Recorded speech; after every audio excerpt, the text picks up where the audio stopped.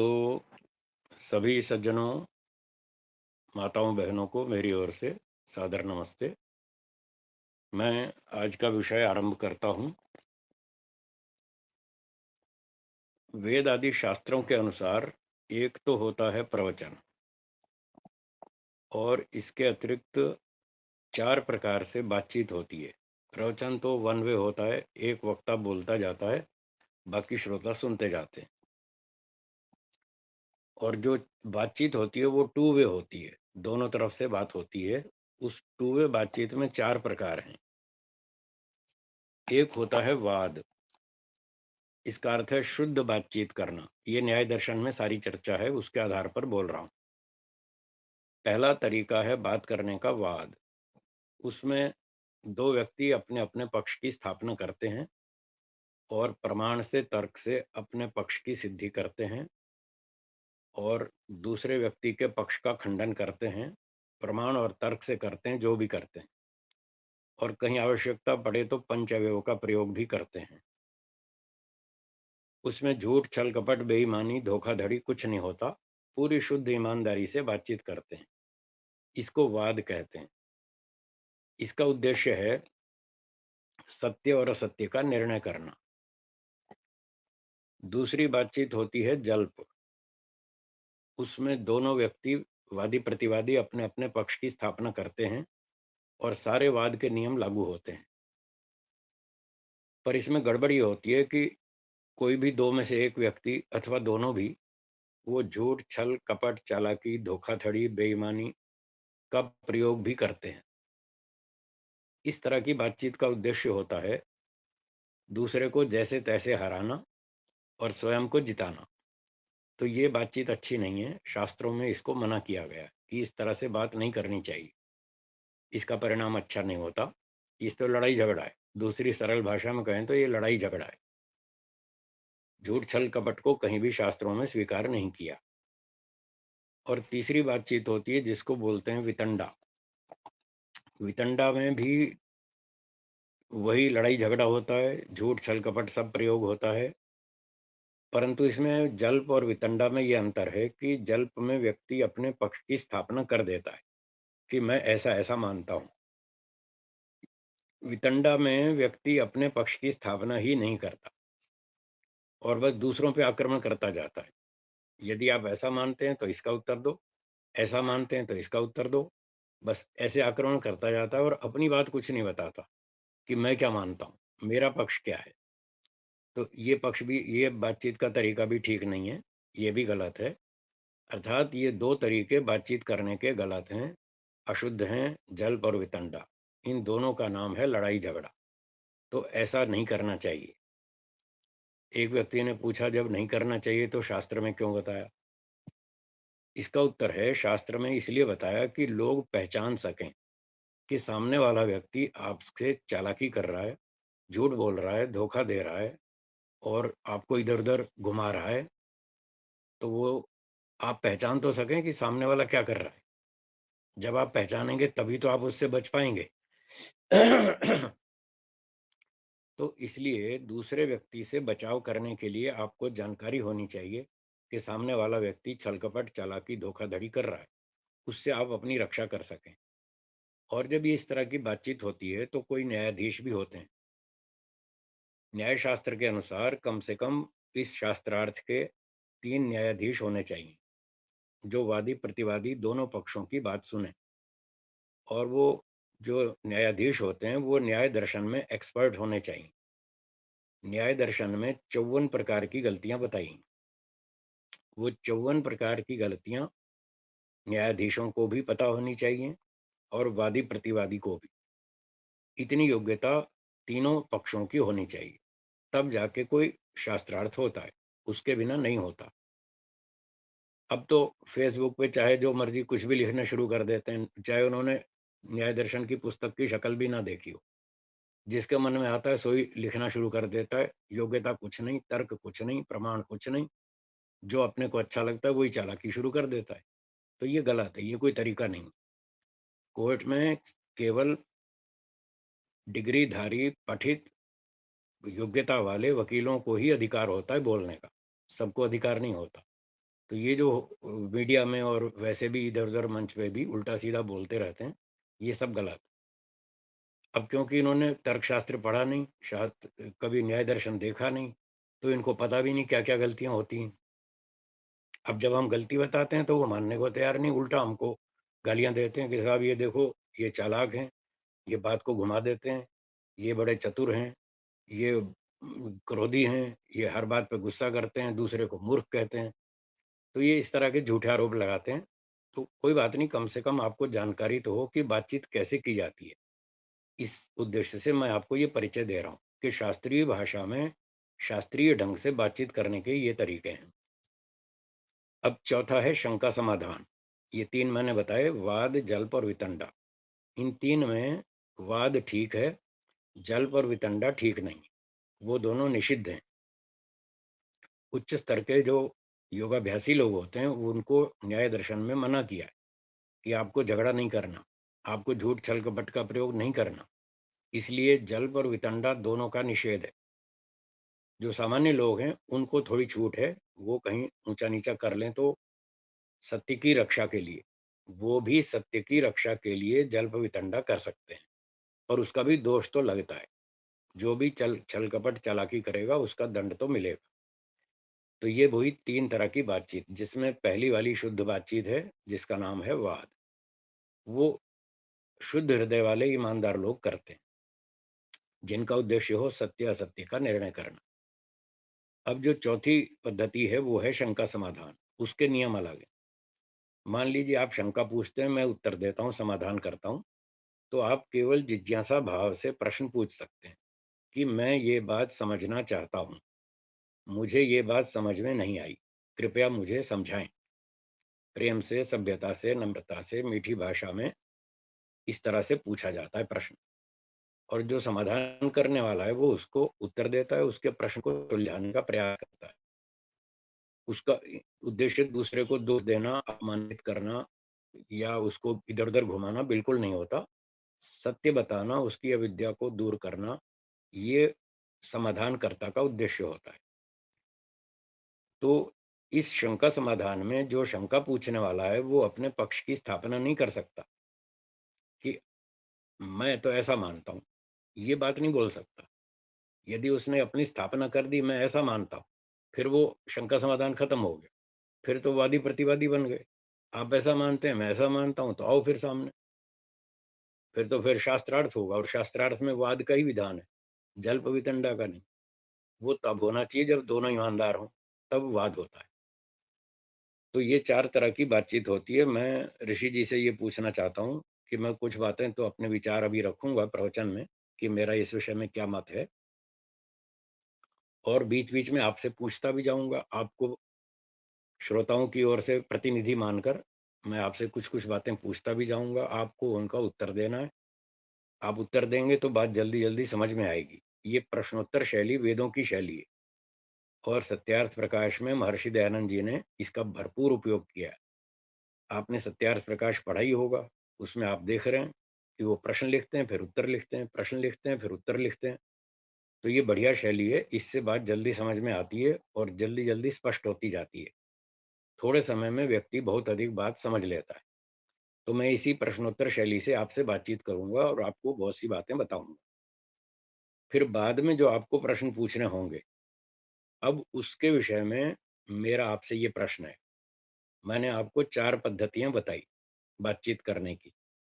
उसमें से आप कौन-सी पद्धति से बात करना चाहेंगे?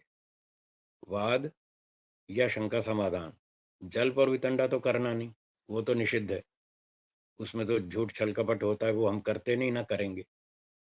अब मुझे ये बताएँ ऋषि जी कि आप जो शंका समाधान या बातचीत करेंगे, वो वाद के रूप में करेंगे या शंका समाधान वाले नियम से करेंगे?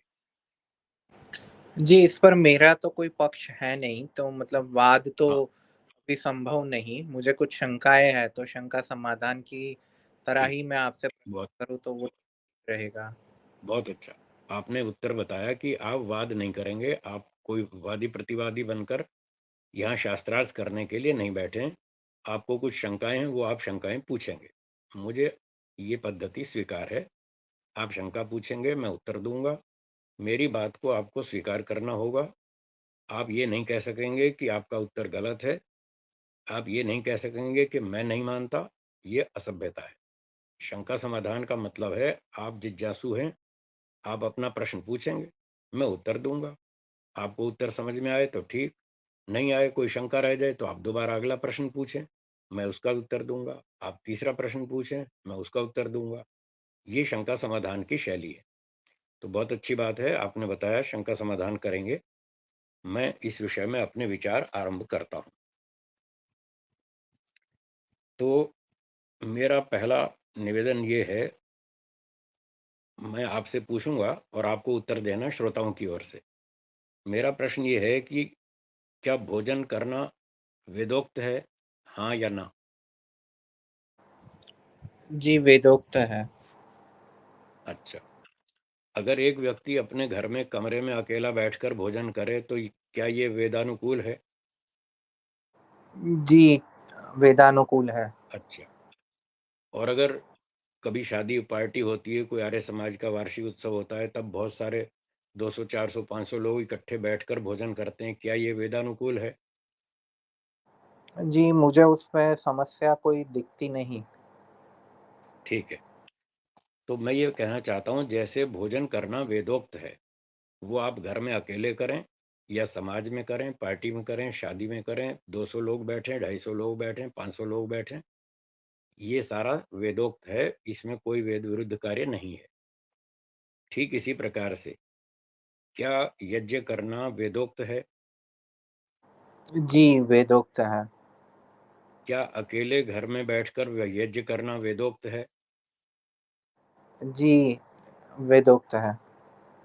जब समाज में कोई 200-400 लोग इकट्ठे बैठकर यज्ञ करना चाहें, तो क्या वो वेदोक्त रहेगा या नहीं? जी, 200-400 जन बैठकर यज्ञ करना चाहे, तो अवश्य करना चाहिए। बस वो कैसे तो करना इसका चाहिए। अर्थ हुआ, जैसे भोजन इकट्ठे करते हैं उसमें कोई दोष नहीं है, तो हवन भी इकट्ठे 200-400 लोग बैठ के करें तो उसमें कोई दोष नहीं है। तो मेरा पहली बात तो ये सिद्ध हुई कि बहुत सारे लोग बैठ कर के हवन कर सकते हैं, इसमें कोई दोष नहीं है, वेद विरुद्ध नहीं है, कोई अपराध नहीं है, कोई ऋषियों के विरुद्ध आचरण नहीं है। अब दूसरी बात ये है कि लोग ये कह रहे हैं कि अकेले-अकेले तो करो, पर समूह में मत करो। अब जो विषय चल रहा है सामूहिक अथवा बहुकुंडीय का चल रहा है, मान लो 100-200 व्यक्ति बैठते हैं, 200 व्यक्ति हैं वो 100 कुंड लगाते हैं, 400 व्यक्ति हैं वो 200 कुंड लगाते हैं और 200 कुंड लगा के अपना-अपना आहुति देते हैं। तो इस बात का विरोध चल रहा है। मैं पूछना चाहता हूँ कि फैक्ट्री, कारखाने, हवाई जहाज, ट्रेनें, बसें, ट्रक आदि-आदि ये सारे चला रहे हैं लोग। इससे कितना प्रदूषण फैल रहा है। तो जब इतनी सारी कारखाने, फैक्ट्रियाँ और रेलगाड़ियाँ, बसें, हवाई जहाज़ चलते हैं, इतना प्रदूषण होता है, तो उसके निवारण के लिए हमें यज्ञ करना चाहिए या नहीं करना चाहिए? जी, करना चाहिए। करना चाहिए। अब कारखाने, फैक्ट्रियाँ तो चलो हज़ारों लगाओ, लाखों लगाओ, विमान भी उड़ रहे हैं, ट्रक भी चल रहे हैं, रेलगाड़ियाँ भी चल रही हैं, वो तो हज़ारों लाखों की संख्या में, और हवन कुंड एक लगाओ। ये क्या बुद्धिमत्ता है? क्या एक हवन कुंड से इतना प्रदूषण दूर हो जाएगा? तो इस तरह से बुद्धि से काम लेना चाहिए। जो बुद्धिमत्तापूर्ण है, जो तर्कपूर्ण है, जो प्रत्यक्षादि प्रमाणों के अनुकूल है, उसी का नाम वेदोक्त है या वेदानुकूल है। वही ऋषियों के अनुकूल है। तो बहुत सारे कुंड लगाने पड़ेंगे, बहुत सारे लोगों को सिखाना पड़ेगा, घर-घर जाके सिखाना पड़ेगा, इकट्ठे करके भी सिखाना पड़ेगा। इसलिए ये बात सिद्ध होती है कि बहुकुंडीय यज्ञ करना वेदानुकूल है। दूसरी बात, अभी फरवरी 2024 में, अभी 2 महीना पहले टंकारा में 200वीं जन्म जयंती के अवसर पर वहाँ दिल्ली आर्य प्रतिनिधि सभा की ओर से 200 कुंड का हवन किया गया। तब उसका किसी ने विरोध नहीं किया कि साहब ये बहुत गलत हो रहा है, 200 कुंड लगा दिए। और अगली बात, सन 2018 में दिल्ली में जो आर्य महासम्मेलन हुआ था, वो सार्वदेशिक सभा और दिल्ली आर्य प्रतिनिधि सभा के संयुक्त तत्वावधान में हुआ था। उसमें 10,000 यज्ञ कुंड रख करके इतने लोगों ने हवन किया, तब उसका विरोध किसी ने नहीं किया। क्यों? तब वो बहुकुंडी यज्ञ नहीं था? क्या वो सामूहिक यज्ञ नहीं था? तब क्यों नहीं बोले? और इतिहास की एक बात याद दिलाऊं, आप तो रामायण भी जानते हैं। जब रामायण में वर्णन आता है श्री राम जी का विवाह हुआ सीता जी के साथ, और उसी समय उनके बाकी भाइयों का भी विवाह हुआ, सबका इकट्ठा ही हुआ। तो जब चारों भाइयों का विवाह हुआ तो 4 पति पत्नी, 4 जोड़े, 4 कुंड, तब एक कुंड में हुआ था या 4 कुंड रखे गए होंगे? जी, सामान्य तो 4 ही कुंड रखे गए होंगे, ऐसा ही मान सकते हैं। तो इससे सिद्ध होता है कि जब पहले भी 4 कुंड रख करके 4 जोड़ों की शादी हुई तो बहुकुंडी हो गया कि नहीं हो गया? और इसी तरह से आजकल भी बहुत सारे सामूहिक यज्ञ होते हैं, ये सामूहिक विवाह होते हैं, आर्य समाजों में होते हैं, आर्य संस्थाओं में होते हैं और अन्य संस्थाओं में भी होते हैं। कहीं 20 जोड़े का विवाह हो रहा है, कहीं 50 जोड़ों का विवाह हो रहा है, कहीं 100 जोड़े इकट्ठे भी बैठते हैं, उनके विवाह होते हैं। तब क्या सारे एक कुंड में शादी करते हैं या बहुत सारे कुंड लगाते हैं? वहां भी बहुत सारे जी, कुंड लगते हैं। तब उसका कोई विरोध नहीं करता कि साहब ये बहुकुंडीय यज्ञ क्यों कर रहे हो आप, ये बहुकुंडीय विवाह क्यों कर रहे हो, सामूहिक विवाह क्यों कर रहे हो, कोई उसका विरोध नहीं करता। और अभी इस एक वर्ष में महर्षि दयानंद जी की जो 200वीं जन्म जयंती मनाई जा रही है, इस एक वर्ष में सैकड़ों आर्य संस्थाओं ने और कुछ आर्य समाज के बाहर के लोगों ने भी बहुकुंडीय यज्ञ किए। किसी ने 20 कुंड का किया, जैसी जिसकी सामर्थ्य थी, शक्ति थी, साधन थे। किसी ने 20 कुंड का किया, किसी ने 50 कुंड का किया, किसी ने 100 कुंड का किया। इतने सारे साल भर से सैकड़ों लोग हवन कर रहे हैं और इतने यज्ञ कुंड लगा रहे हैं, तब कोई किसी ने विरोध नहीं किया। विरोध तो सिर्फ हमारा ही हो रहा है। हमने 200 कुंडी यज्ञ किया, इतने और लोग कर रहे हैं, उनका कोई विरोध नहीं। हमारा विरोध क्यों हो रहा है भाई? हमको तो इससे यही लगता है कि कुछ लोगों को हमसे जलन है। हम मेहनत करते हैं, ईश्वर की आज्ञा का पालन करते हैं, गुरुजनों के आशीर्वाद से उनके मार्गदर्शन का पालन करते हैं, निर्देश का पालन करते हैं। हम मेहनत करते हैं, ईश्वर को साक्षी मान के काम करते हैं। समाज के लोग हमको सहयोग देते हैं, इससे वेदों का प्रचार हो रहा है, गुरुकुल बन रहे हैं, संस्थाएं बन रही हैं, वेदों का प्रचार हो रहा है। मैं स्वयं 365 दिन काम करता हूँ, एक भी छुट्टी नहीं मनाता। होली, दिवाली, 15 अगस्त कहीं भी कोई भी छुट्टी नहीं मनाता। मैं अब इस समय भी जम्मू में बैठा हूँ, यहाँ पर मेरा फ़ोन भी नहीं चल रहा। ये भी वाईफ़ाई से मैं कनेक्शन लेकर जैसे-तैसे काम कर रहा हूँ। तब भी मैं आपके साथ जुड़ा हूँ और आपके प्रश्नों का उत्तर दे रहा हूँ। तो हम इतनी मेहनत करते हैं, भगवान के आशीर्वाद से हमको जो सफलता मिलती है, इससे लोगों को जलन है। तो उनको जलन के कारण सिर्फ हमारा विरोध करना है, उनको बहुकुंडीय का विरोध नहीं करना। करना होता तो पहले वाले सब कार्यक्रमों का विरोध करते, तब तो चुप बैठे रहे, तब क्यों चुप बैठे रहे? तो ये उनको जलन है, केवल हमारा विरोध करने का ही उद्देश्य है। तो ये उद्देश्य अच्छा नहीं है, किसी के लिए भी अच्छा नहीं। यज्ञ करना वेद का काम, वेदोक्त कार्य है। वेद का प्रचार करना वेदोक्त है। तो हम वेद का प्रचार कर रहे हैं, फिर भी लोग विरोध कर रहे हैं। तो ये कोई बुद्धिमत्ता नहीं है। समाज के बुद्धिमान लोग इस बात को अच्छी तरह से देखें कि अच्छे कार्य का विरोध करना ठीक नहीं है। हाँ, कोई गलत काम करे उसका विरोध करो। जब हम वेदोक्त, वेदानुकूल, ऋषियानुकूल काम कर रहे हैं तो हमारा विरोध नहीं करना चाहिए। अगली बात, आर्य समाज के उत्सवों में भी और अन्य अवसरों पर भी कोई 5 कुंड रख करके हवन करता है, उनको यजमान बहुत सारे कहते हैं, साहब हमें भी आहुति देनी, हमें भी यजमान बनना है। तो सैकड़ों संस्थाओं में तो कितने ही वर्षों से चल रहे हैं, तब उसका कोई विरोध नहीं करता। तो ये सब ध्यान देने की बातें हैं। मुझे अगली बात ये कहनी है, कुछ लोग कहते हैं कि महर्षि दयानंद जी ने बहुकुंडीय यज्ञ का विधान नहीं किया। तो मैं ये कहता हूं उनकी बात झूठ है। संस्कार विधि के शाला कर्म विधि में महर्षि दयानंद जी ने जब गृह प्रवेश की बात बताई तो ये कहा कि वहां 5 कुंड बनाए जाएं, 5, 4 दिशाओं में दरवाजों पर 4 कुंड और एक कुंड यज्ञ के घर के मध्य में 5 कुंड बनाए जाएं, और कहीं 2 आहुति देनी, कहीं 4, कहीं कितनी, कहीं कितनी। वो सारा विधान उन्होंने किया और 5 कुंड बनाने को बोला। ये बहुकुंड नहीं है क्या? ये बहुकुंड का विधान है। अब जब हमने प्रमाण भी दे दिया तो उसके बाद फिर वो लोग चतुराई करते हैं, फिर चालाकी क्या करते हैं, कहते साहब वहां तो एक एक कुंड में 2-2 आहुति देने को लिखा है। अब ये न्याय दर्शन में जो मैंने बताया था 54 प्रकार की गलतियां हैं। ये लोग न्याय दर्शन तो पढ़ते नहीं, ना इन्होंने कभी पुस्तक देखी। किसी ने देखी होगी थोड़ी बहुत, इधर उधर से सामान्य अध्ययन कर लिया, उस पर कोई चिंतन नहीं किया, मनन नहीं किया, उन गलतियों को वो समझते नहीं। अब ये 54 में से एक गलती है। बातचीत का विषय ये चल रहा था कि बहुत कुंड बनाने चाहिए या नहीं बनाने चाहिए, टॉपिक तो ये था। और हमने प्रमाण से सिद्ध किया कि शिला कर्म विधि में लिखा है कि बहुत कुंड, एक, एक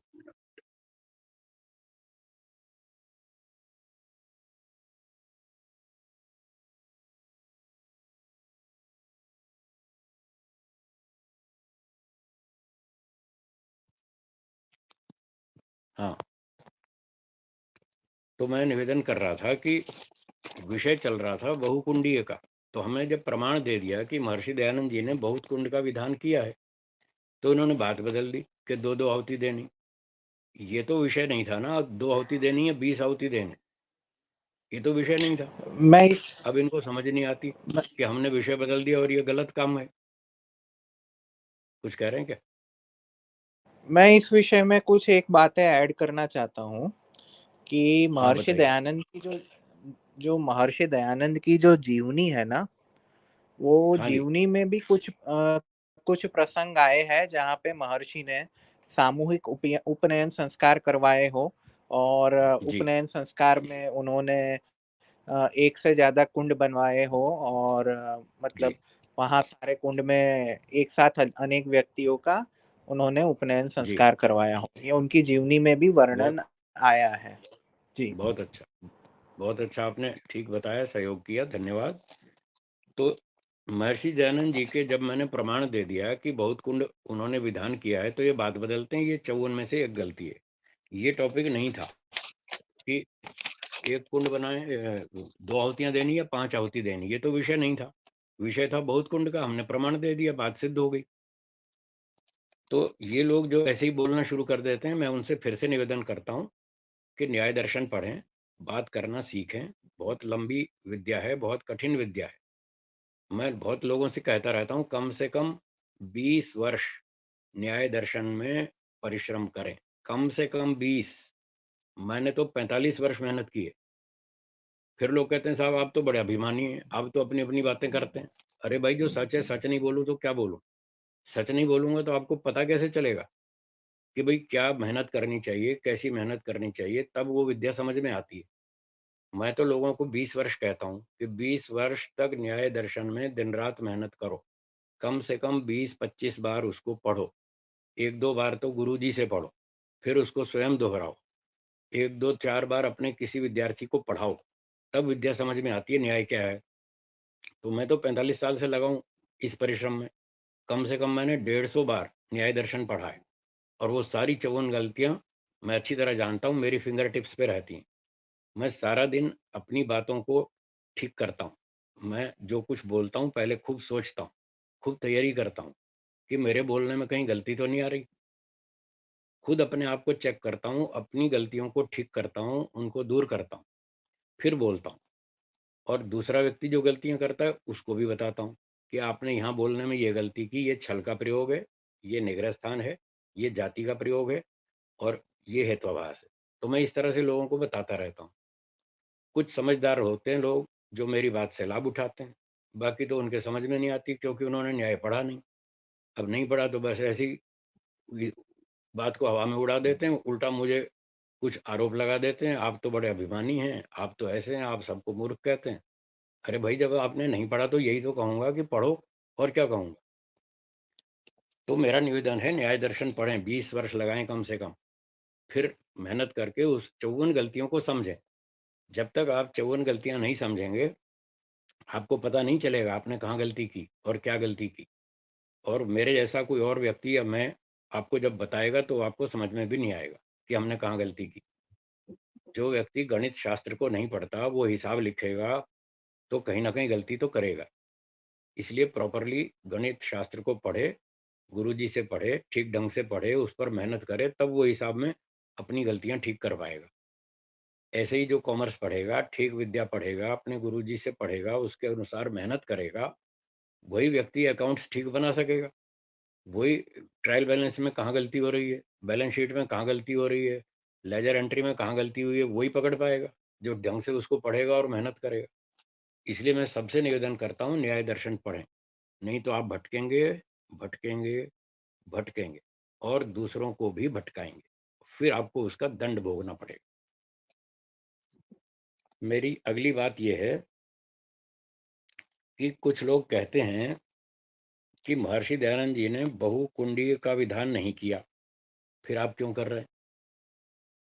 तो क्या वो ये बात कहकर ये कहना चाहते हैं कि जो महर्षि जी ने विधान किया बस उतना ही करना है, उससे इधर-उधर कुछ नहीं करना?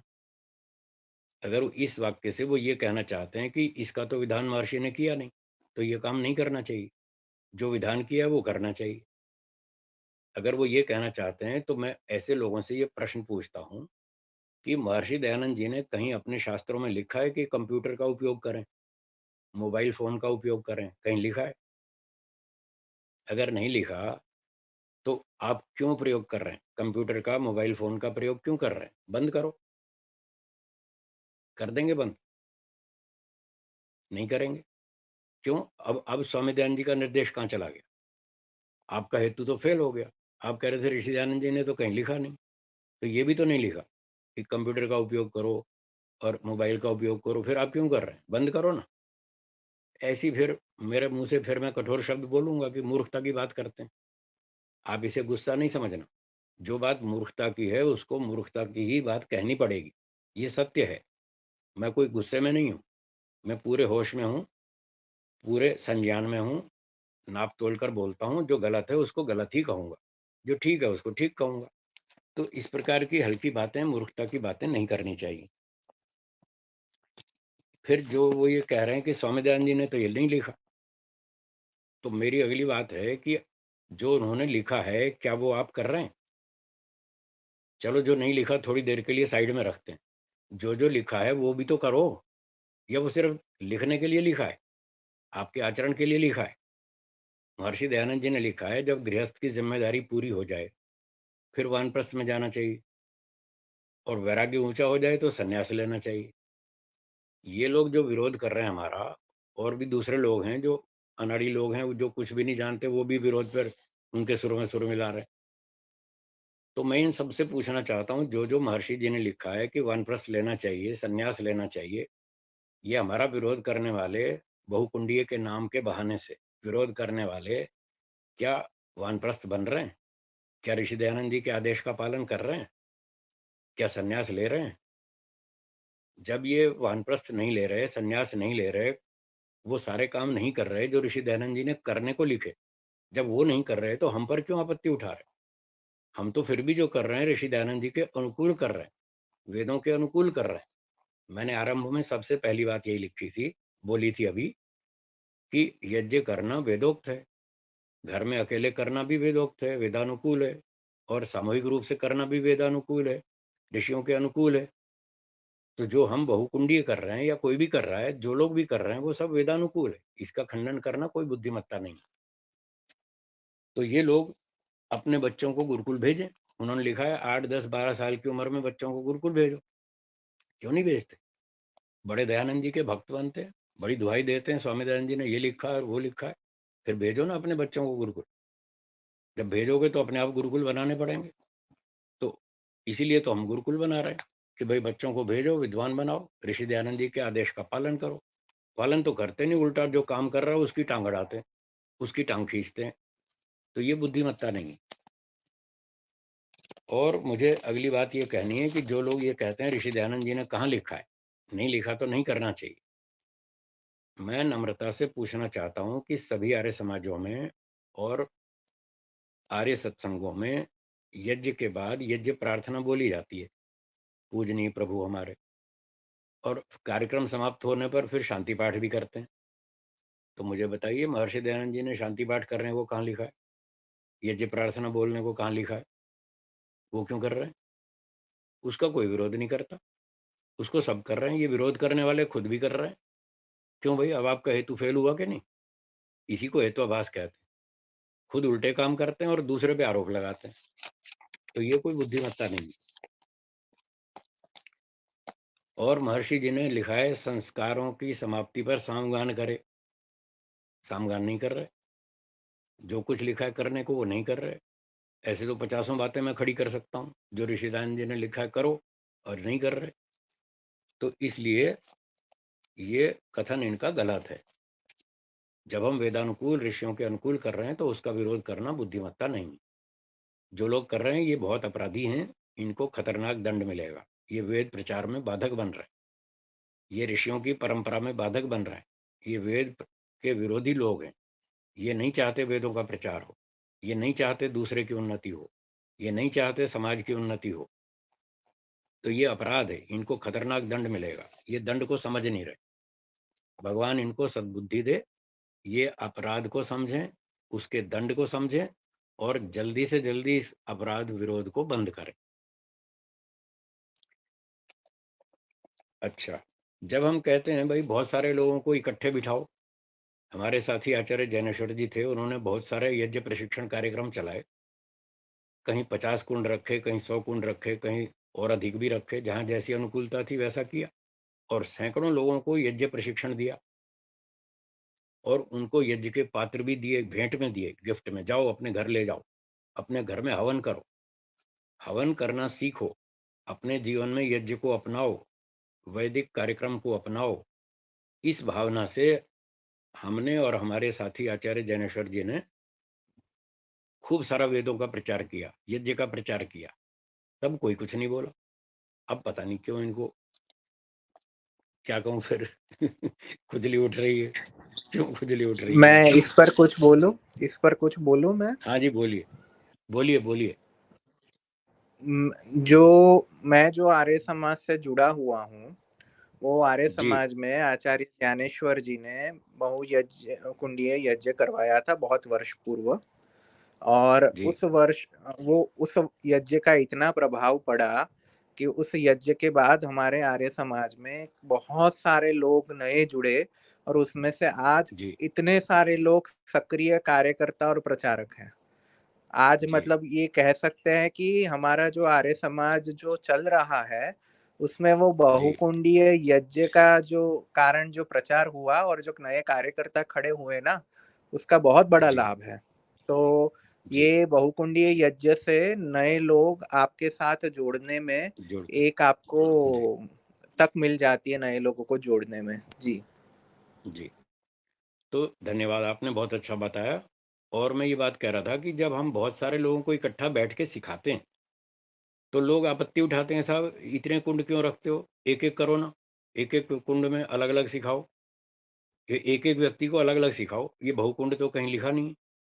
तो मैं इनसे कहना चाहता हूँ कि जब एक कक्षा में एक अध्यापक 50 विद्यार्थियों को बिठाकर एक साथ पढ़ाता है, तब वो एक साथ क्यों पढ़ाता है? वो भी एक-एक विद्यार्थी को अलग-अलग पाठ पढ़ाए ना, पढ़ा लेगा? इतने लाखों विद्यार्थी हैं, एक-एक अध्यापक एक-एक विद्यार्थी के लिए कहाँ से लाएँगे? इसलिए ये व्यवस्था बनाई गई कि भाई 50 विद्यार्थी बिठाओ, एक अध्यापक एक साथ 50 को पढ़ा देगा। जब उसमें कोई पाप नहीं लग रहा, कोई उसमें आपत्ति नहीं उठ रही, कोई विरोध नहीं कर रहा, तो जब 50 विद्यार्थियों को एक अध्यापक पढ़ा सकता है, तो 50 सीखने वालों को एक अध्यापक यज्ञ क्यों नहीं सिखा सकता? इसमें क्यों पाप लग रहा है? पाप कुछ नहीं लग रहा है, बिल्कुल पुण्य है, प्रत्यक्ष प्रमाण से सिद्ध है। जब श्रोताओं की संख्या अधिक होती है, विद्यार्थियों की, शिक्षार्थियों की संख्या अधिक होती है, तो उनको इकट्ठे बिठा के करना पड़ता है। अब रेलगाड़ी में भी कितने सारे यात्री होते हैं, तो एक साथ जाते हैं, बस में एक साथ जाते हैं। जब संख्या अधिक है, तो एक बस में इकट्ठे ही जाएँगे ना। हवन भी इकट्ठे करेंगे, इसमें क्या मुसीबत? खामख़ा इन लोगों का स्तर खराब है, ऐसे लोगों को परेशान कर रहे हैं। अब गाड़ियाँ चलाओ हज़ारों, लाखों, फैक्ट्रियाँ चलाओ लाखों, और हवन कुंड रखो एक, ये क्या समझदारी? एक-एक को सिखाएँगे, कितना टाइम लगेगा? तो कितना सारा काम है, कितना बड़ा देश है, कितनी बड़ी दुनिया है। वेदों में लिखा है कृण्वन्तो विश्वमार्यम्, सारे विश्व को आर्य बनाओ। एक-एक व्यक्ति को अलग-अलग यज्ञ सिखाएँगे तो कितने दिन में सिखा पाएँगे आप? इसलिए सैकड़ों लोगों को इकट्ठे बिठाना पड़ेगा और इकट्ठे बिठा कर के सिखाना पड़ेगा। अलग-अलग कुंड भी लगाने पड़ेंगे। जब स्कूल में कंप्यूटर सिखाते हैं, तब एक-एक विद्यार्थी के लिए अलग-अलग कंप्यूटर रखते हैं। वहाँ बहुत सारे कंप्यूटर क्यों रखते हैं? एक कंप्यूटर पे सिखाओ ना, तब तो समझ में आती है भी एक कंप्यूटर से नहीं सिखा पाएँगे। तो बहुत से विद्यार्थी हैं तो बहुत सारे कंप्यूटर रखने पड़ते हैं। जब उसमें कोई दोष नहीं है, कोई अपराध नहीं है, कोई पाप नहीं है, तो हवन सिखाने में भी बहुत सारे कुंड रखने पड़ेंगे। इसमें क्यों पाप लग रहा है? पाप कुछ नहीं है, बस बुद्धि में खराबी है और कुछ नहीं। अच्छा, अब देखिए, एक बात मैं ये कहना चाहता हूँ, बहुत बार मुझसे लोग प्रमाण माँगते हैं कि जी ये बात कहाँ लिखी है? वेदों में कहाँ लिखी है? कई तो वेद का प्रमाण माँगते हैं कि वेद में कहाँ लिखी है? और कुछ लोग कहते हैं स्वामी दयानंद जी ने कहाँ लिखी है? इसके उत्तर में मैं ये कहना चाहता हूँ, बहुत बलपूर्वक कहना चाहता हूँ कि इस बात को कहना भी बुद्धिमत्ता नहीं है कि जी वेद का प्रमाण दो। जो वेद का प्रमाण माँगते हैं, मैं उनसे पूछता हूँ, आपको वेद पढ़ना आता है? आपको ना संस्कृत आती है, ना क, ख पढ़ा आपने संस्कृत का, ना आपको संस्कृत समझनी आती, ना भाषा बोलनी आती और आप बात करते हैं सीधी वेद की। मान लो मैं कोई वेद का मंत्र दिखा दूँ कि इस मंत्र में ये बात लिखी है, आप पहचान लेंगे कि ये बात इस मंत्र में लिखी है या नहीं लिखी है? आपको क, ख तो आता नहीं और बात सीधी प्रमाण माँगते हैं वेद का। जब आपको पता ही नहीं चलेगा कि इस मंत्र में ये बात लिखी है या नहीं लिखी, तो आप क्यों माँगते हैं प्रमाण? ये कोई अकल की बात है? ये कोई बुद्धिमत्ता की बात है? फिर कहते हैं महर्षि दयानंद जी ने कहाँ लिखा है? अरे तो महर्षि दयानंद जी ने जो कुछ लिखा है तो उसका आप पालन कहाँ करते हैं? और क्या क्या केवल एक शब्द प्रमाण ही होता है किसी बात को सिद्ध करने का? या तो वेद का प्रमाण दो या ऋषि दयानंद जी का दो। ये तो मूर्खता की बात है। इसलिए मैं जानबूझ के अब कठोर शब्द बोलूँगा। ये वास्तव में मूर्खता की ही बात है, ऐसे प्रमाण माँगना। क्या न्याय दर्शन में केवल यही लिखा है कि एक ही शब्द प्रमाण से सारी बातें सिद्ध की जाएँगी? वहाँ तो 8 प्रमाण लिखे हैं। कितने? 8। 8 प्रमाण लिखे हैं। प्रत्यक्ष, अनुमान, उपमान, शब्द, इतिहास, अर्थापत्ति, संभव, अभाव। ये 8 प्रमाण लिखे हैं। उनमें से कोई भी एक प्रमाण दे सकते हैं। फिर केवल एक शब्द प्रमाण का ही आग्रह करना तो बुद्धिमत्ता नहीं है, न्याय दर्शन के विरुद्ध है। और उसके बाद तर्क भी लिखा है। 8 प्रमाण, 1 तर्क और आगे पंचावयव। इतने साधन लिखे हैं, इतने साधनों से अपने पक्ष की सिद्धि करनी है और दूसरे गलत पक्ष का खंडन करना है। अब जो लोग कह रहे हैं केवल शब्द प्रमाण दो, ये महर्षि गौतम से ज़्यादा समझदार है। महर्षि गौतम जी मूर्ख थे क्या? उन्होंने 8 प्रमाण क्यों बताए और तर्क भी बताया और पंचवयव भी बताया। तो इन अनाड़ी लोगों को समझना चाहिए और अपनी गलती का सुधार करना चाहिए। कभी भी ये नहीं माँगना चाहिए कि ऋषि दयानंद जी ने कहाँ लिखा है, वेद में कहाँ लिखा है। वेद में सारी बातें नहीं लिखी हैं। ऋषि दयानंद जी ने सब बातें नहीं लिखी हैं।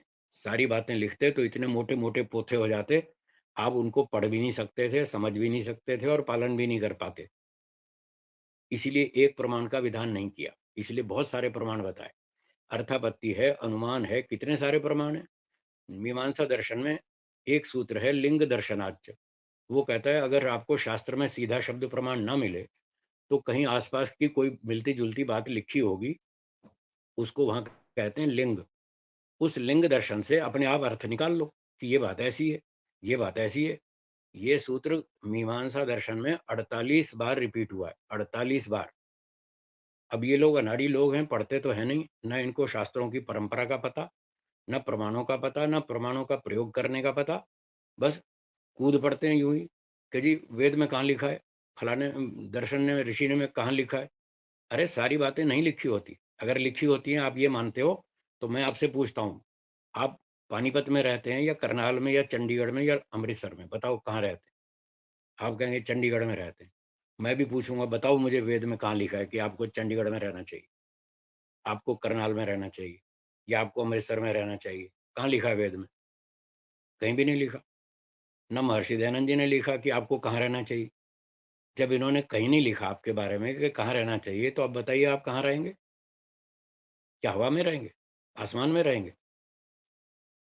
वो भी तो नहीं लिखा उन्होंने कि हवा में रहो या आसमान में रहो, वो भी तो नहीं लिखा। तो उन्होंने कुछ भी नहीं लिखा कि आपको कहाँ रहना चाहिए, तो फिर आप कहाँ रहेंगे बताओ? कोई उत्तर नहीं। तो ये मूर्खता की बातें, इस तरह के प्रमाण माँगना। कोई भी एक प्रमाण दिया जा सकता है। अपनी बात को सिद्ध करने के लिए कम से कम एक प्रमाण देना पड़ेगा। चाहे प्रत्यक्ष हो, चाहे अनुमान हो, उपमान हो, शब्द हो, इतिहास हो, अर्थापत्ति हो, संभव हो, अभाव प्रमाण हो, तर्क हो या पंचव्य। ये 8, 9 और 1 10, 10 साधन है हमारे पास सिद्ध करने के लिए। 8 प्रमाण, 1 तर्क और 1 पंचव्य।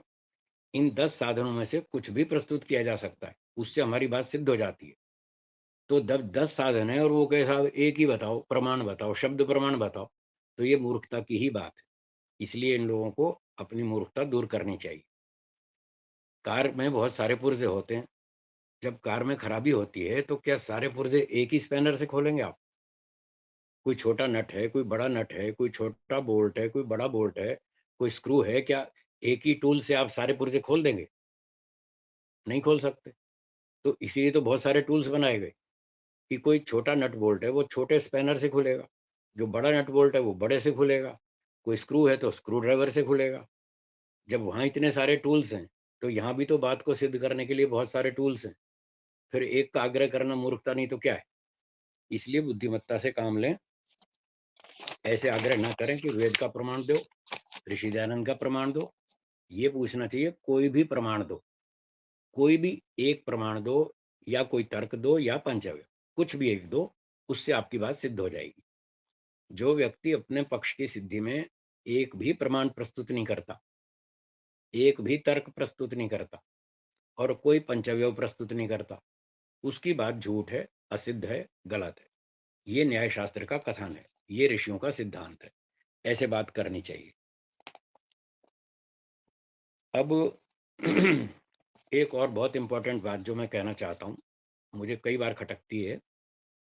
जब वे बहुकुंडीय का विरोध करते हैं, तो कुछ लोग ये आरोप लगाते हैं विद्वानों पर कि जी ये पैसे कमाने के लिए बहुत सारे ब्राह्मण इकट्ठे, यजमान इकट्ठे करते हैं कि 50 कुंड रखो, 50 यजमान मिलेंगे, सबसे थोड़ी थोड़ी दक्षिणा ले लेंगे, थोड़े पैसे जमा कर लेंगे और हम अपना आराम से रहेंगे।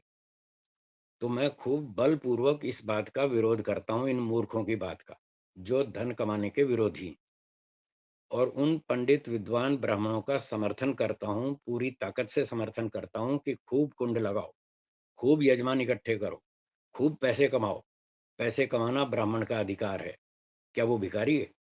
क्या वो भीख भीख मांग कर जिएगा?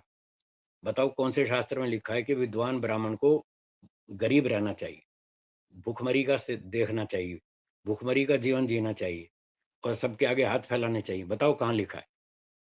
आप मांगते हो प्रमाण, मैं भी तो मांगूंगा।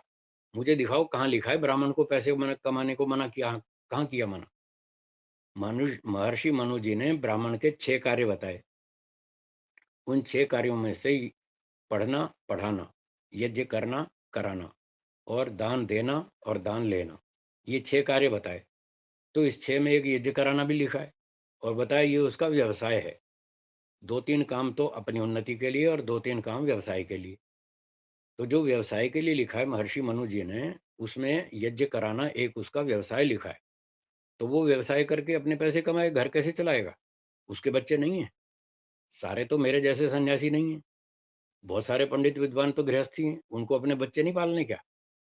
उनको घर नहीं चलाना है, उनको मोटर गाड़ी नहीं चाहिए, उनको एसी नहीं चाहिए, उनको बच्चों की पढ़ाई के लिए स्कूल कॉलेज की फीस नहीं चाहिए। तो वो कहाँ से लाएँगे? चोरी करेंगे क्या?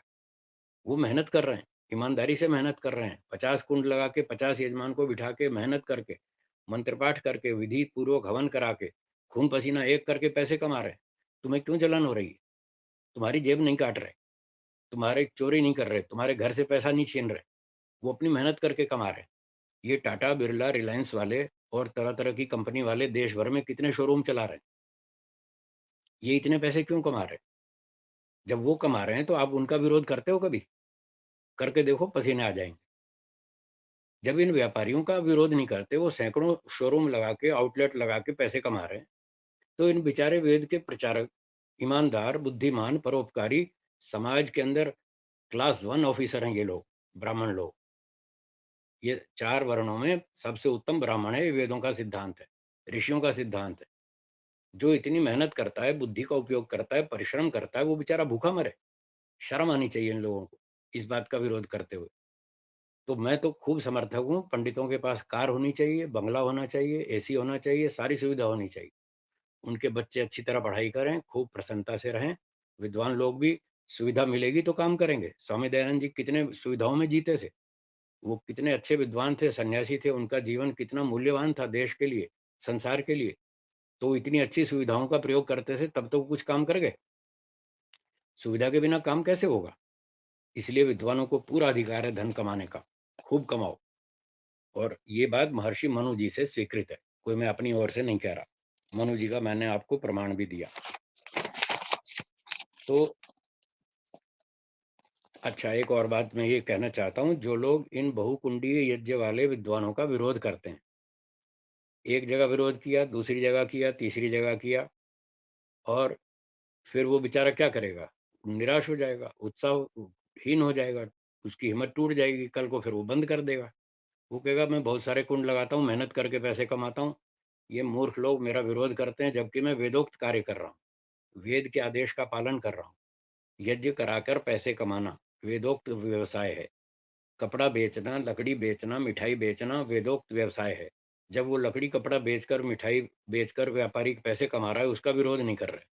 और मैं हवन करा करके, वेद प्रचार करके, लोगों को अच्छे संस्कार दे करके, लोगों को बुद्धिमान, धार्मिक, सदाचारी, चरित्रवान, ईश्वर भक्त, देशभक्त बना करके मैं पैसे कमा रहा हूँ। ये लोग नालायक मेरा विरोध करते हैं, तब उसको भी गुस्सा आएगा, और वो क्या करेगा सुनिए। वो वेद प्रचार बंद कर देगा, हवन कराना बंद कर देगा, और आप इस मूर्खों के विरोध के कारण वो फिर एक अंडे बेचेगा, मांस की दुकान खोलेगा, शराब बेचेगा। तब इनकी सबकी बोलती बंद हो जाएगी। जो आज पंडितों का विरोध कर रहे हैं, तब इनकी सबकी बोलती बंद हो जाएगी, तब उसका कोई विरोध नहीं करेगा। तुम अंडे क्यों बेच रहे हो? तुम शराब क्यों बेच रहे हो? तुम मांस क्यों बेच रहे हो? कोई विरोध नहीं करेगा। इतनी अक्ल है इन मूर्खों में। वेदोक्त व्यवसाय करो, जो कर रहा है, मेहनत कर रहा है, उसका तो विरोध करो। और जो वेद विरुद्ध व्यवसाय कर रहा है, वेद विरुद्ध काम कर रहा है, अंडे मांस बेच रहा है, प्राणियों की हत्या हिंसा में सहयोग दे रहा है, उसका विरोध मत करो। इतनी अकल है। कितने बुद्धिहीन लोग हैं। जनता कितनी हंसेगी इन मूर्खों की बात पर। तो सोचो, होश में आओ, समझदारी से काम लेना चाहिए।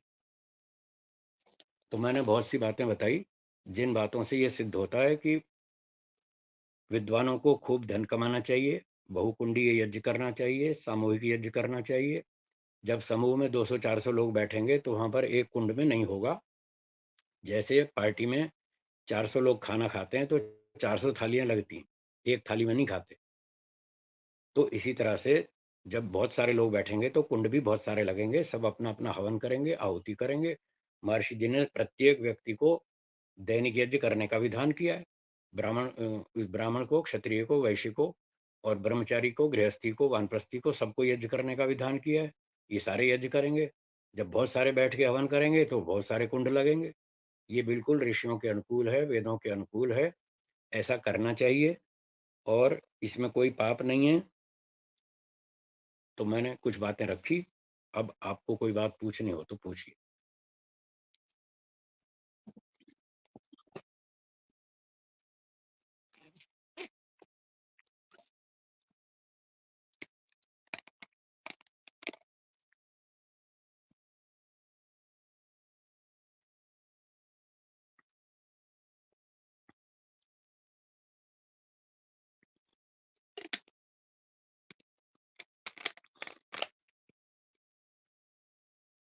हाँ ऋषि जी, मेरी आवाज आ रही है?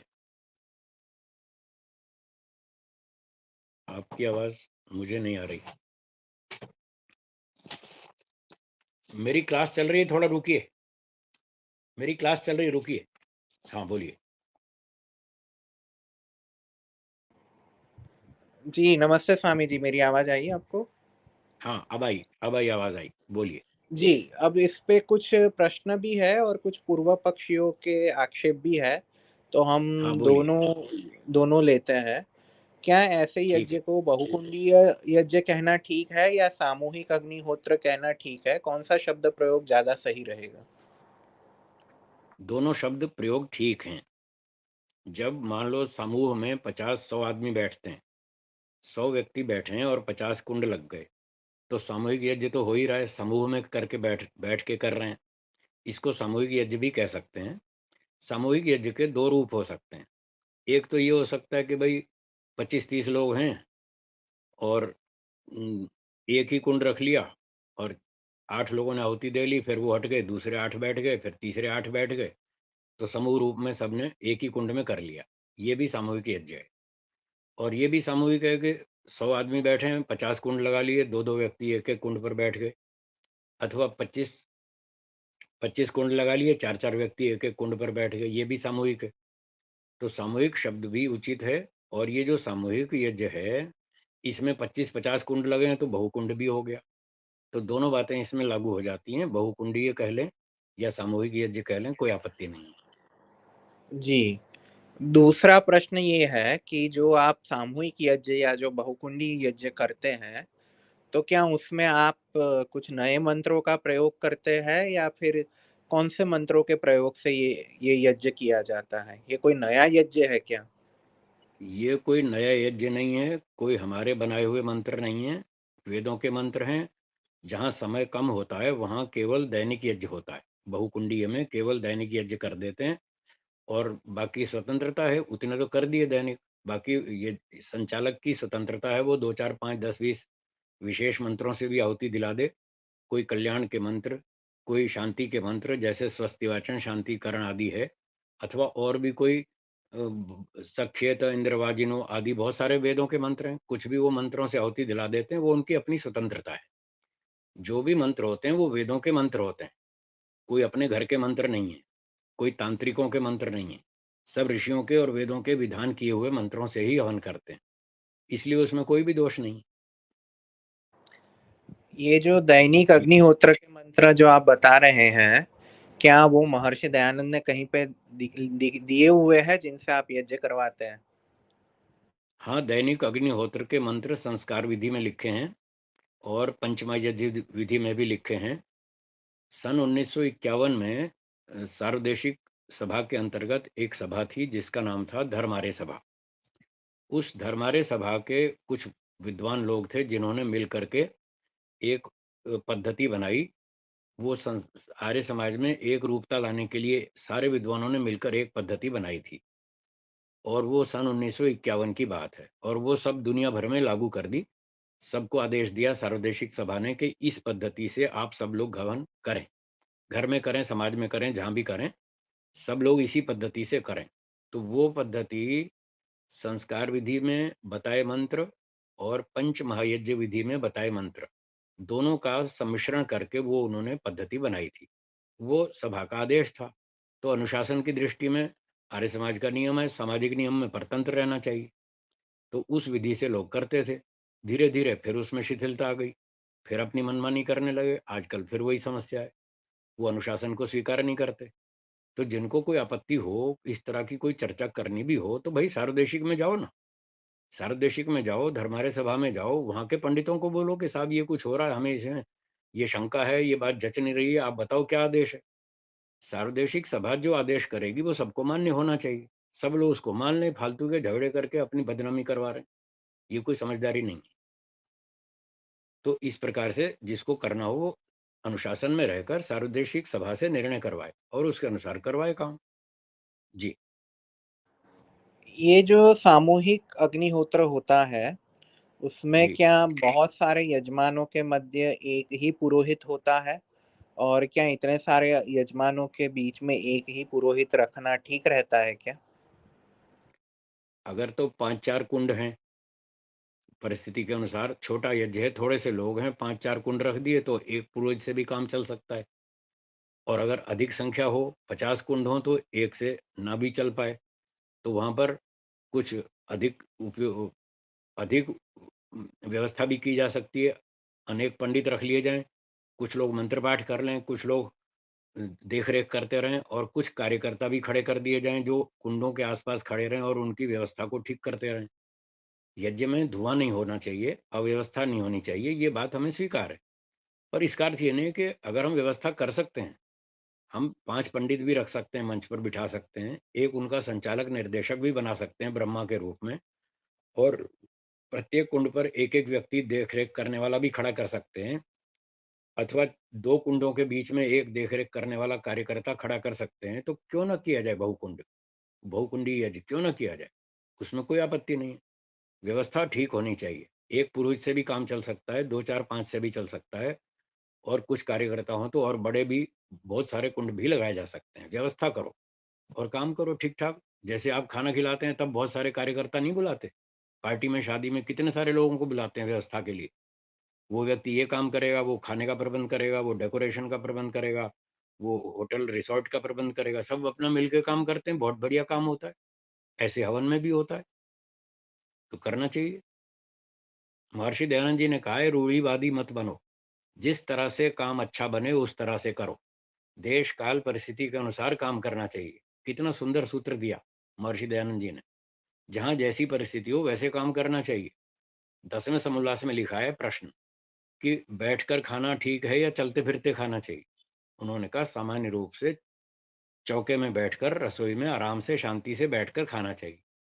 लेकिन अगर परिस्थिति विपरीत हो, युद्ध का माहौल हो, तो युद्ध करते करते भी एक हाथ से तलवार चलाना और एक हाथ से खाना खाना, बताओ वो कितने क्रांतिकारी, कितने दूरदर्शी, कितने फ्लेक्सिबल व्यक्ति हैं। देश काल परिस्थिति के अनुसार कितनी वो फ्लेक्सिबिलिटी रखते हैं। तो ऐसे सबको रखनी चाहिए। खामखा अड़ियल बनना ये कोई समझदारी नहीं है। तो जैसी परिस्थिति हो वैसा कर लें।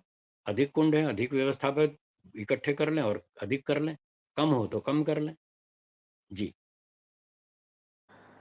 एक आप पे ऐसा आक्षेप लगाया गया है कि आप एक राज्य के राज्यपाल जी को बुलाकर अपने वैभव का प्रदर्शन करना चाहते हैं। इस पर आप क्या हुँ। बोलना चाहेंगे?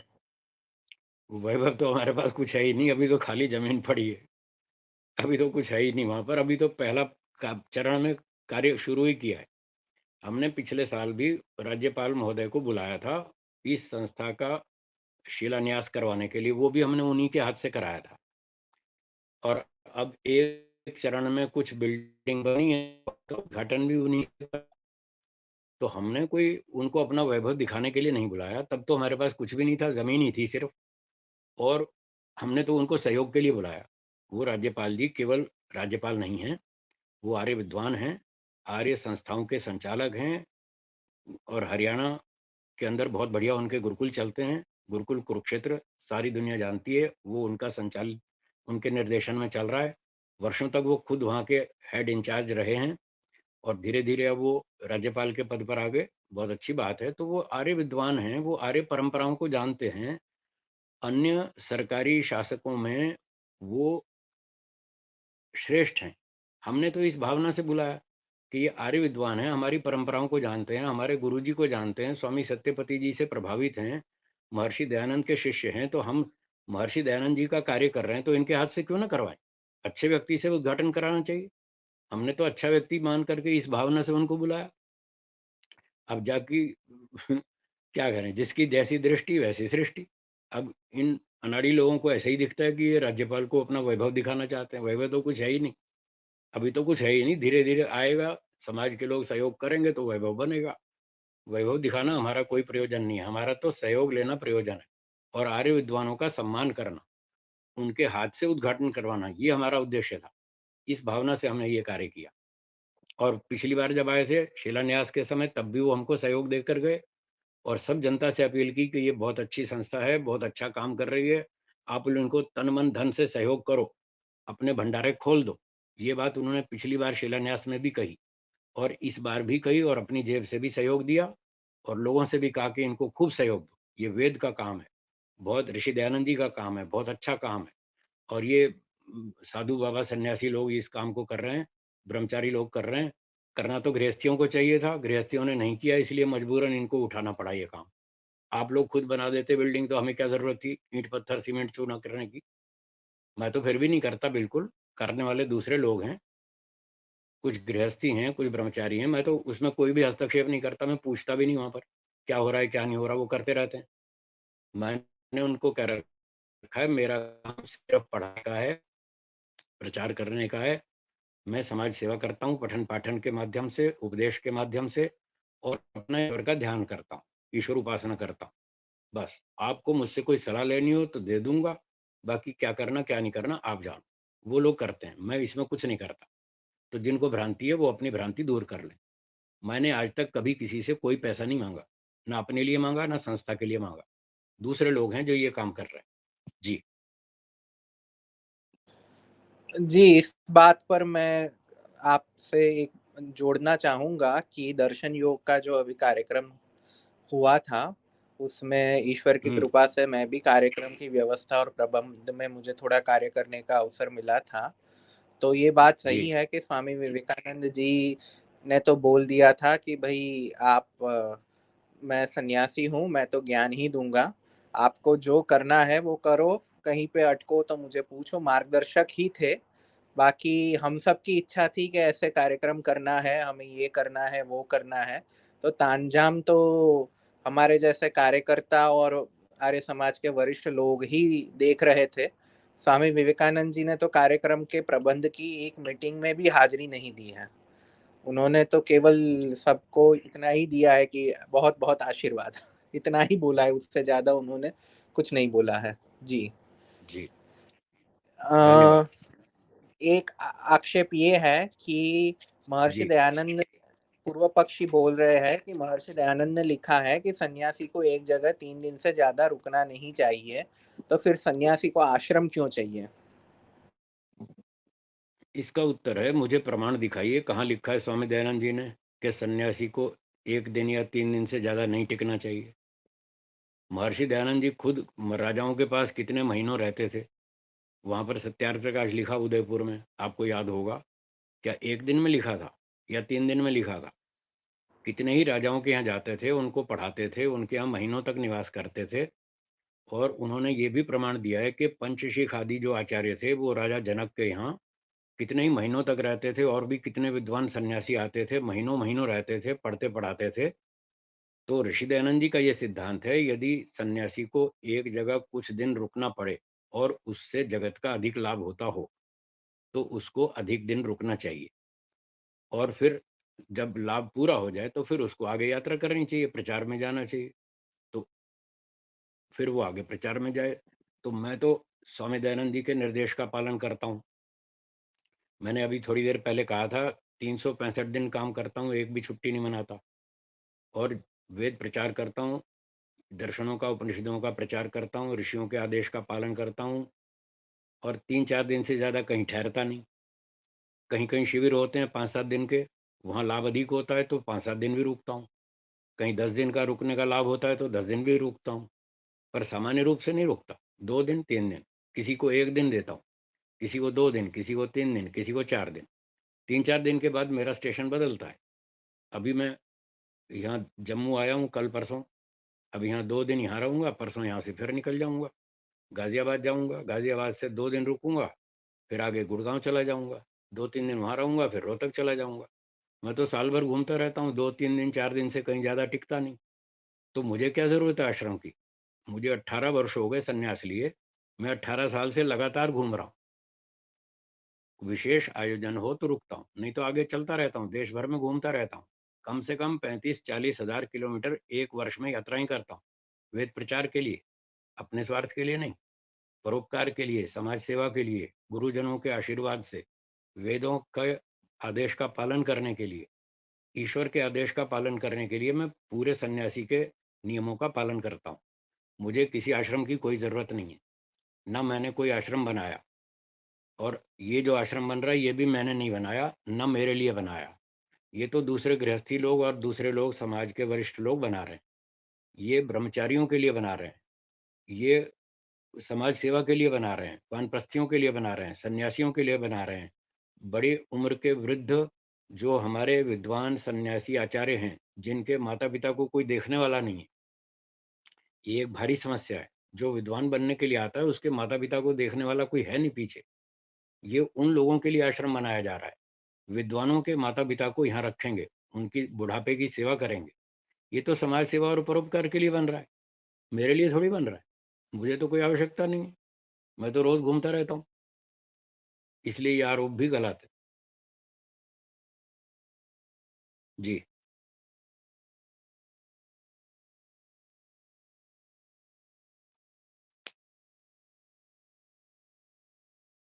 हाँ, ऋषि जी, आवाज़ आ रही है मेरी?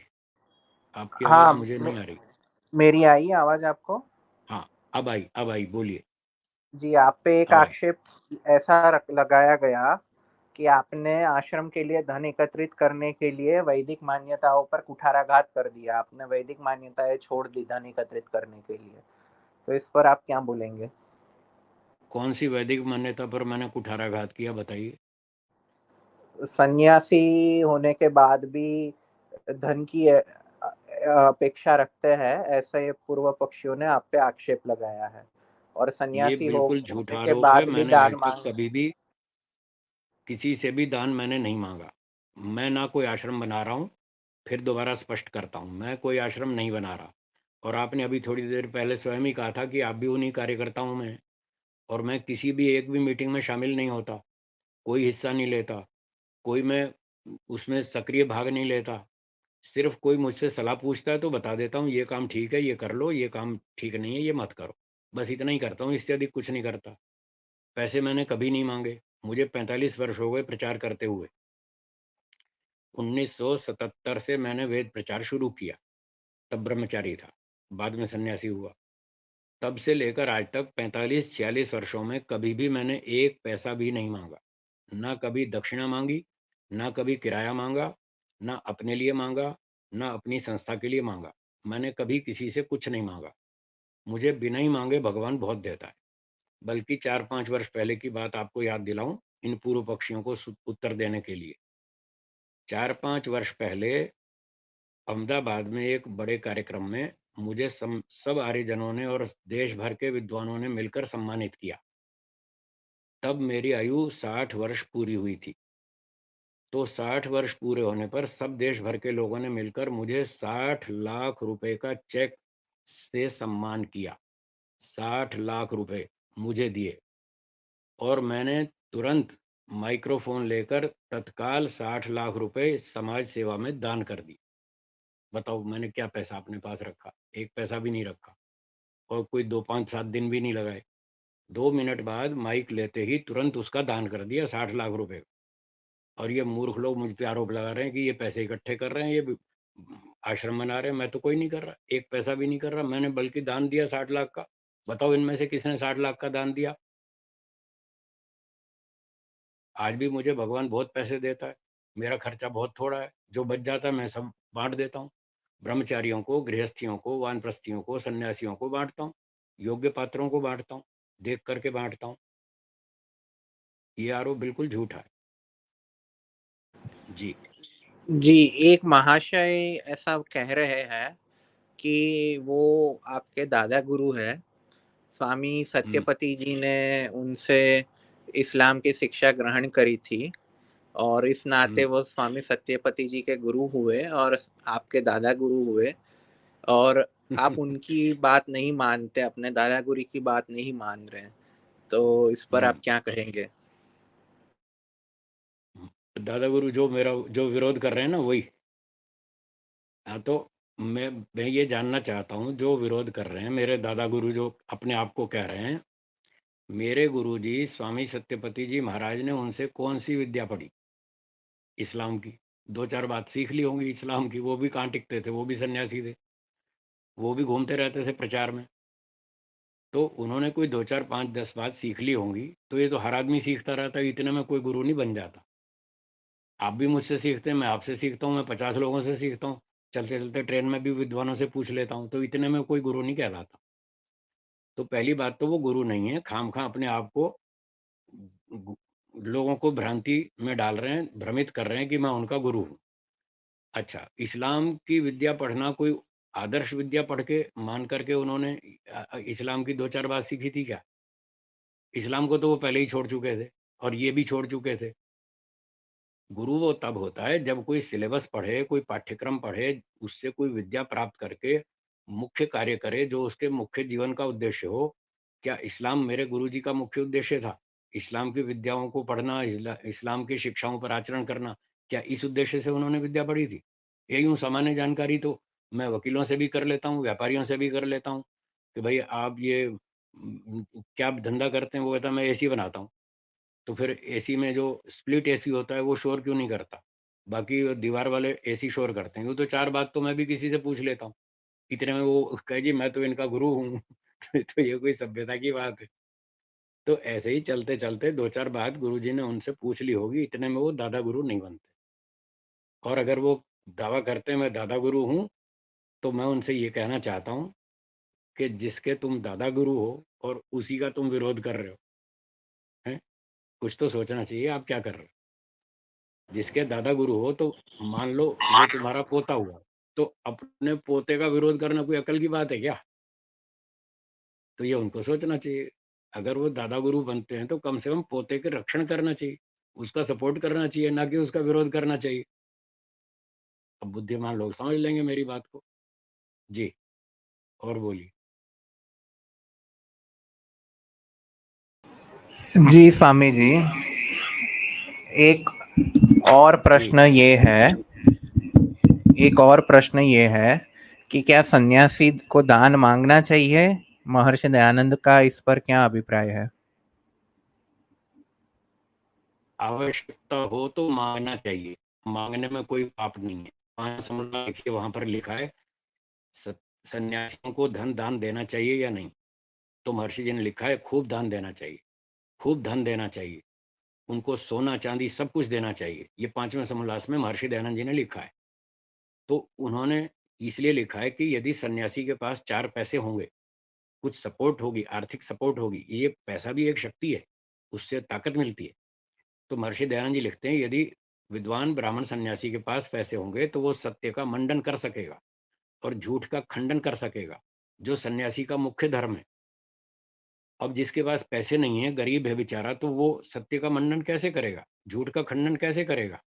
दूसरे लोग उसको रोटी खाना बंद कर देंगे, उसको भगा देंगे कि निकल यहाँ से, तुझे हम दक्षिणा भी नहीं देंगे, किराया भी नहीं देंगे। अब वो बेचारा कैसे सच बोल पाएगा? इसलिए महर्षि दयानंद जी का सिद्धांत है सन्यासी को खूब पैसे देने चाहिए, ताकि वो सत्य का प्रचार कर सके। और यजमान पैसे नहीं देता तो भाड़ में जाए, ना दे, कोई बात नहीं, उसके पास पैसे हैं, वो अपना जी लेगा। उसकी जेब में किराया भी है, खाने को रोटी भी है और वो अपना गुज़ारा कर लेगा। इसलिए सन्यासी को पैसा देना चाहिए। ये बिल्कुल ऋषि दयानंद जी के सिद्धांत के अनुकूल है। 5वां समोल्लास सत्यार्थ प्रकाश का प्रमाण है, पढ़ लीजिए। जी,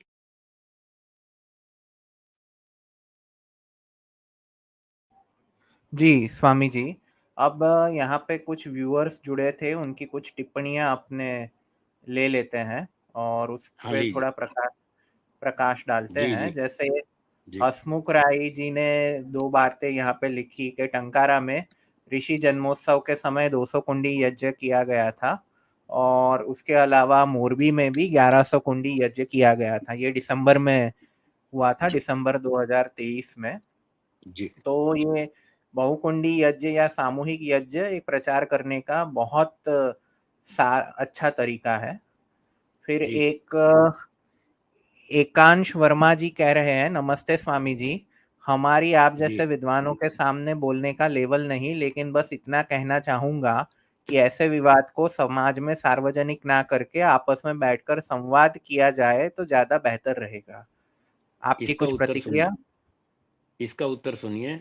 संवाद के मैंने शुरू में 4 तरीके बताए थे। 4 में से 2 तो खराब हैं, जल्प और वितंडा, वो तो छोड़ दो। अब रहे 2, वाद और शंका समाधान। वाद करना किसी को आता नहीं, इन लोगों में से जो भी ये दंदन रहे हैं, चिल्ला रहे हैं, कूद रहे हैं, इनको वाद करना आता नहीं, मन इनका शुद्ध नहीं, सच्चाई को जानना इनका लक्ष्य नहीं, इनका उद्देश्य केवल खंडन करना है। तो ऐसे अनाड़ी, अज्ञानी और दुष्ट लोगों से हम बात करना नहीं चाहते।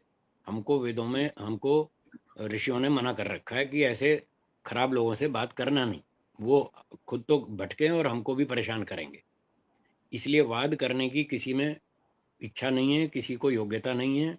वाद करने के लिए मैंने बताया 20 साल न्याय दर्शन को पढ़ें और वो 54 गलतियां पहले दिमाग में आपके उपस्थित होनी चाहिए। एक एक गलती आपको पता होनी चाहिए। जब आप गलत बात करेंगे तो मैं वाद में बताऊंगा कि आपने ये निग्रह स्थान का प्रयोग किया। आपने न्याय तो पढ़ा ही नहीं, आपको समझ ही नहीं आएगा मैंने निग्रह स्थान का प्रयोग किया, तो फिर फायदा तो होगा नहीं। इसलिए वाद करने का तब तक कोई लाभ नहीं है जब आप 20 वर्ष मेहनत नहीं करते न्याय दर्शन में। पूरी 54 गलतियों को समझें, उसके बाद 3 न्यायाधीश वो तैयार करें जो न्याय दर्शन में एक्सपर्ट हों। उन्होंने भी 20-20 साल तपस्या की हो, न्याय दर्शन में मेहनत की हो, और 54 गलतियां वो सब के सब लोग जानते हों। न्यायाधीश की योग्यता वादी प्रतिवादी से कम नहीं होनी चाहिए, या तो अधिक हो या कम से कम बराबर की तो हो। तभी तो वो पकड़ पाएंगे कि वादी प्रतिवादी ने कहाँ गलती की। जब न्यायाधीश समझ ही नहीं पा रहा कि वादी प्रतिवादी कहाँ भूल कर रहा है, तो वो क्या न्याय करेगा। मैं अपने जीवन का 2 अनुभव सुना रहा हूँ। दिल्ली में मैंने 2 शास्त्रार्थ किए मंच पर। एक 2005 में किया, एक 2006 में किया। सार्वजनिक मंच पर मैंने 2 शास्त्रार्थ किए। उन दोनों शास्त्रार्थों का मेरा अनुभव ये रहा कि न्यायाधीश कच्चे थे, अनाड़ी थे, उन लोगों ने ठीक से न्याय नहीं किया। कोई पक्ष का उत्तर नहीं दिया जनता को कि 2 पक्षों में से कौन सा पक्ष सही है, कौन सा गलत है, आप किसको माने और किसको ना माने।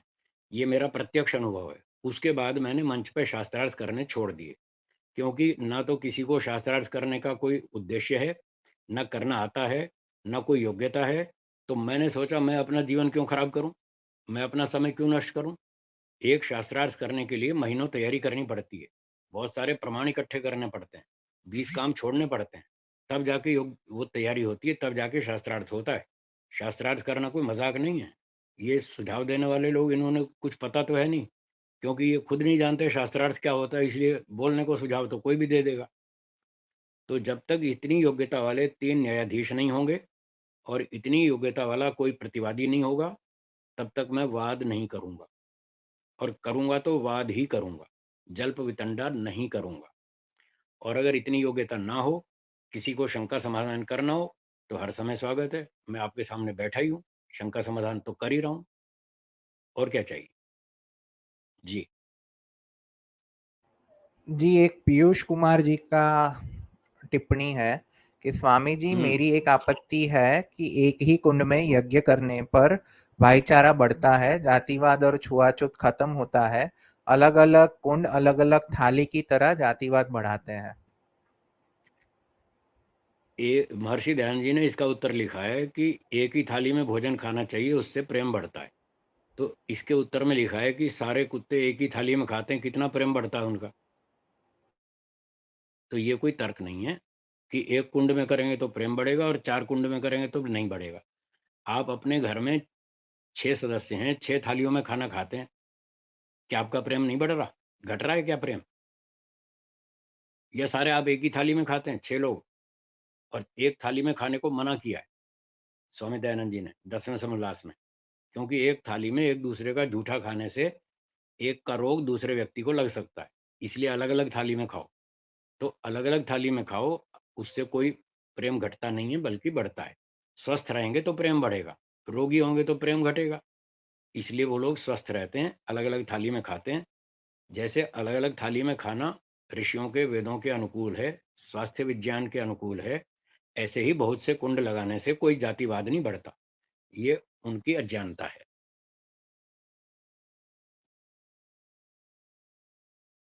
जी, स्वामी जी, एक जी। और टिप्पणी लेते हैं जी। कि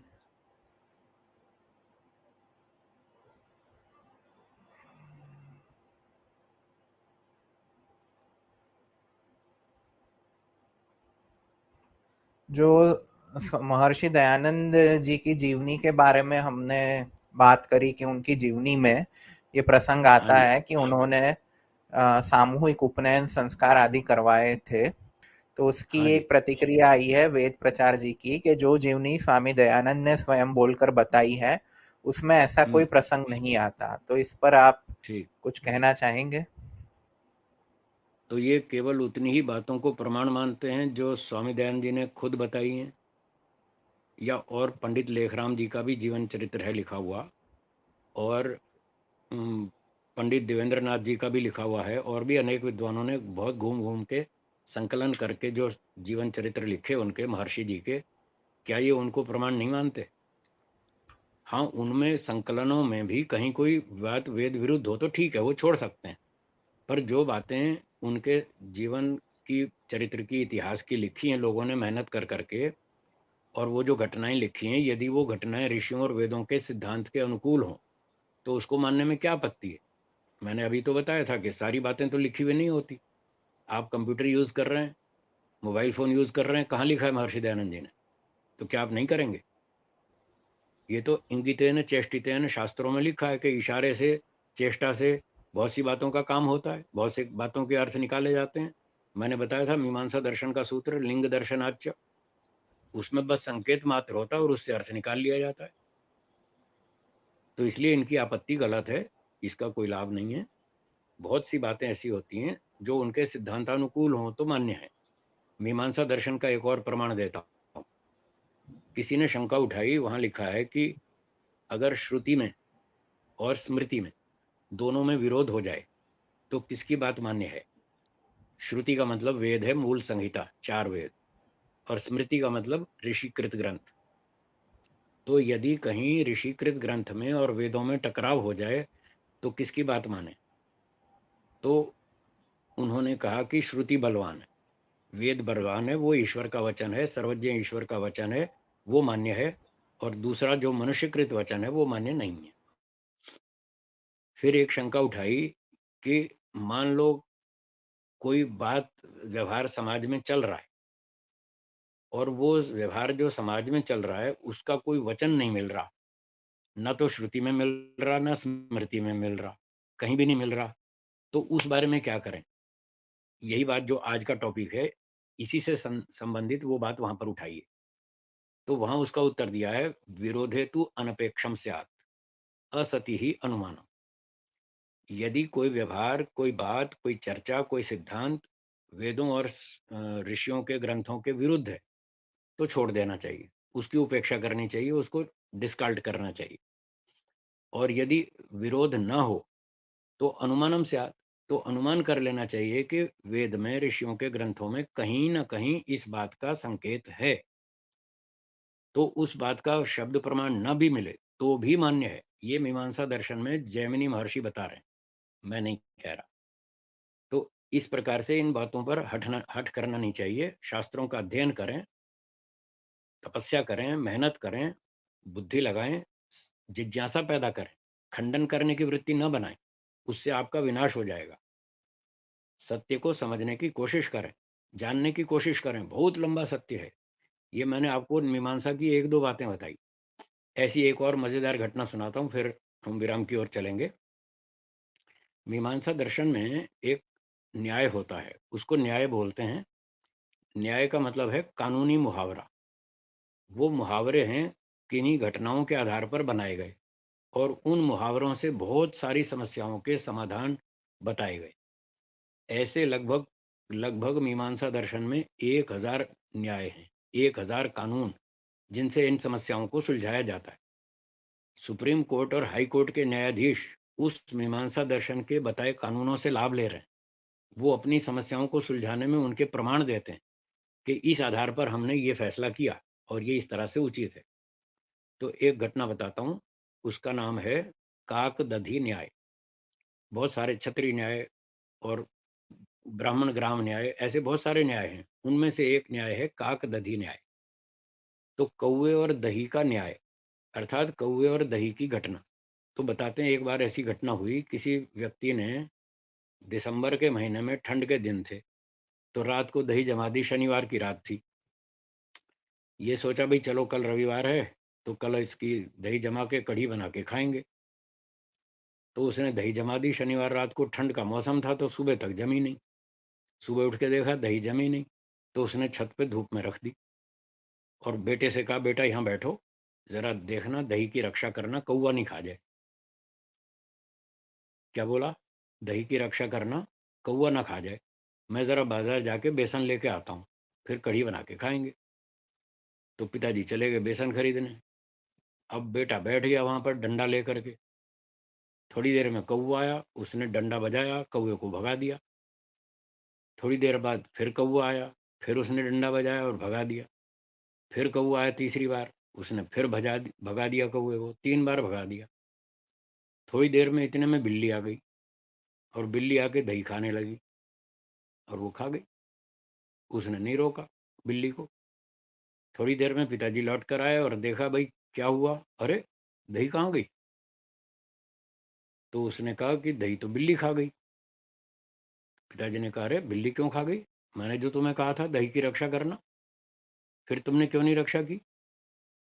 बेटे ने कहा पिताजी आपने यही तो कहा था कि कौवे से रक्षा करना, ये कब कहा था कि बिल्ली से रक्षा करना? आपने बिल्ली का तो नाम ही नहीं लिया, कौवे का नाम लिया था। कौवा 3 बार आया, मैंने 3 बार भगा दिया। आपके आदेश का पूरा पालन किया, फिर मुझे क्यों डांट रहे? अब बताइए बेटे का उत्तर सही है या गलत है?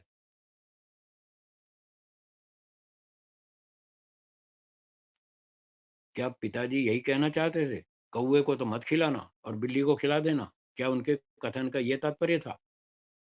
नहीं था ना। बस तो वो एक उदाहरण मात्र है, एक संकेत मात्र है। उस संकेत से पता चल जाता है कि जब कोई बातें बताई जाती हैं तो सारी बातें नहीं बोली जाती। एक दो बातें उदाहरण के रूप में कह दी। तो पिताजी ने कह दिया भाई कौवे से बचा के रखना, उनका तात्पर्य ये नहीं था कि बिल्ली को खिला देना। कौवा तो एक उदाहरण था कि कौवे से भी बचाना, बिल्ली से भी बचाना और कोई प्राणी से भी बचाना, मतलब तो दही की रक्षा करने से था। तो ऐसे ऐसे कानून होते हैं जिनसे संकेत मात्र किया जाता है और बहुत सी बातें स्वयं समझ ली जाती हैं। तो यही बात यहाँ पर भी है। महर्षि दयानंद जी ने कह दिया भाई हवन करो, वेद की बात है। और अकेले भी करो, पति पत्नी इकट्ठे भी करो। और आर्य समाज में बहुत सारे लोग आते हैं, तो बहुत सारे इकट्ठे भी करो। तो बहुत सारे इकट्ठे करो, उनके सिद्धांत के अनुकूल है। नहीं लिखा तो क्या हुआ? सिद्धांत के विरुद्ध तो नहीं है ना। और लिखा हुआ का भी मैंने प्रमाण दे दिया। तो ये लोगों को समझना चाहिए, लोग समझते नहीं है। मेरा बार बार निवेदन है, शास्त्रों को पढ़ें, जिज्ञासा भाव रखें, आक्षेप मन न लगाएं, समझने की कोशिश करें। जिन विद्वानों ने खूब मेहनत की है, तपस्या की है, उनका सम्मान करें, उनसे सभ्यता से बात करें। उन पर इस तरह असभ्यता करना बहुत खतरनाक अपराध है। जो भी ऐसा करेगा ईश्वर उसको नहीं छोड़ेगा, खतरनाक दंड मिलेगा। और कुछ कहना हो तो बताइए। जी, धन्यवाद स्वामी जी। आज बहुत ही जी। अच्छी चर्चा हुई और आपने जी।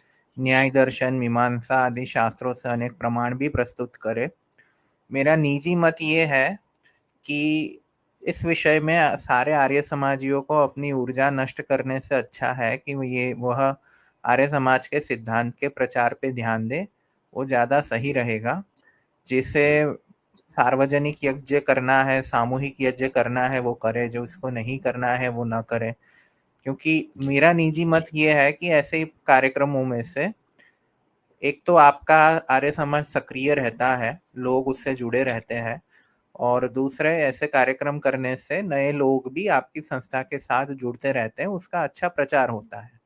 अगर जी। किसी व्यक्ति के पास प्रचार करने का इससे अन्य कोई उत्तम माध्यम है तो वो उत्तम माध्यम का भी प्रयोग करे, हमें कोई आपत्ति तो नहीं है उससे भी। जी। जी। तो इस पे वृथा आक्षेपबाजी करना या इसको मतलब बात को लंबा खींचना मुझे तो सही नहीं लगता है। बाकी सबकी जी। अपनी बुद्धि है। आपने जी। बहुत सार्थक चर्चा करी, आपने मुझे समय दिया, उसके लिए आपका बहुत-बहुत धन्यवाद। आगे भी आपकी वाणी का लाभ हमें मिलता रहेगा। जी, नमस्ते और जी। सारे श्रोतागण नमस्ते जी। को भी धन्यवाद, आप सब हमारे साथ जुड़े। धन्यवाद। नमस्ते, धन्यवाद। नमस्ते। नमस्ते।